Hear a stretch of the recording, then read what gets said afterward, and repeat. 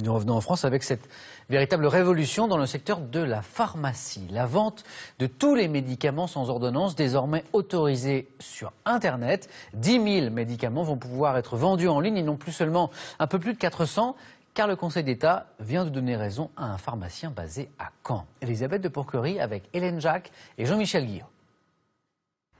Pionnière, cette pharmacie s'est lancée dans la vente en ligne il y a 2 mois en s'appuyant sur une directive européenne. De multiples plaintes avaient été déposées contre l'officine. Hier soir, le Conseil d'État a donné raison à ce pharmacien de Caen. Désormais, 10 000 médicaments pourront être vendus par Internet en France et non plus seulement 455 comme le prévoyait la législation française.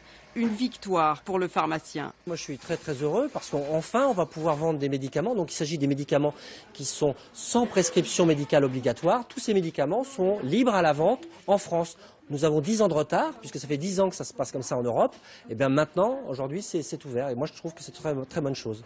La vente de milliers de médicaments sans ordonnance devient ainsi légale en France, ce qui devrait faire baisser les prix des médicaments parmi les plus élevés d'Europe grâce à cette concurrence. C'est par souci de transparence que nous trouvons que cette initiative fait avancer les choses puisqu'elle va permettre enfin de faire jouer la concurrence entre pharmacies.